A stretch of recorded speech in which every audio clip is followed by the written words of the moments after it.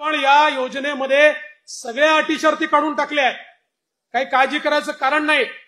माध्यमांना देखील सांगू इच्छितो की आपणही लक्षात घ्या, कुठल्याही अटी शर्ती आता याच्यामध्ये नाहीत. कारण आमच्या समोर प्रश्न आले, ते जेन्युइन प्रश्न होते की या ठिकाणी समजा रहिवासी दाखला तर बाबा मध्य प्रदेशातनं किंवा दुसऱ्या भागातनं कर्नाटकातनं त्या ठिकाणी 15 वर्षापूर्वी लग्न होऊन एक भगिनी इकडे आली आहे, पण आता तिचा रहिवासी दाखलाच नाहीये, तर काय करायचं?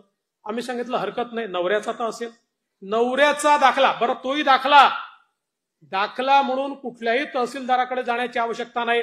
15 वर्षापूर्वीचं मतदार यादीतलं नाव चालेल, 15 वर्षापूर्वीचं रेशन कार्ड चालेल, 15 वर्षापूर्वीचं घराचं डॉक्युमेंट असेल ते चालेल.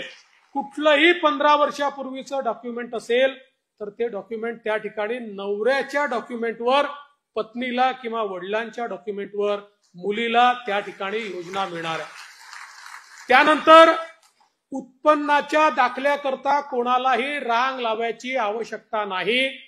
कारण ज्यांच्याकडे पिवळे आणि केशरी रेशन कार्ड आहे अशा सगळ्यांना त्या ठिकाणी ही योजना लागू करण्यात आलेली आहे. त्यामुळे ते कार्डच त्यांचा उत्पन्नाचा दाखला समजला जाईल. मग कोणीतरी सांगितलं कुटुंबाची व्याख्या काय? रेशन कार्ड ही कुटुंबाची व्याख्या आहे. त्यामुळे नव्याने आता हे कुटुंब काय आहे त्याचा दाखला घ्यायचा आहे का? असा कुठलाही दाखला घेण्याची आवश्यकता नाहीये. आणि याच्या व्यतिरिक्त ज्यांच्याकडे रेशन कार्डही नाही आहे त्यांनी सेल्फ सर्टिफिकेशन करायचं.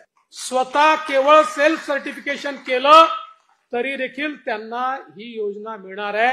ही योजना आमच्या बहिणींना बाहेर ठेवण्याकरता नाही आहे, ही आमच्या बहिणींना आत घेण्याकरता योजना तयार करण्यात आलेली आहे. त्यामुळे आपल्यालाही कुठेही काही अडचण योजनेच्या संदर्भात वाटली, आपण आता ऑफलाईन फॉर्मही घेतोय, ऍपवरही फॉर्म घेतोय. ऍपवरचे फॉर्म हे आपल्याला सोपे पडतात, ऑफलाईन जे येतात ते पुन्हा ऑनलाईन करावे लागतात. पण जी पद्धत असेल त्या पद्धतीने आपण घेतोय. एवढीच आपल्याला विनंती आहे की फॉर्म भरताना अकाउंट नंबर वगैरे जर नीट लिहिला नाही तर ते पैसे अकाउंटला जाऊ शकणार नाही.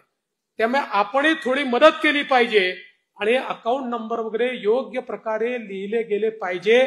त्यात कुठली चूक होऊ नये अशा प्रकारचा प्रयत्न हा निश्चितपणे या ठिकाणी आपण केला पाहिजे.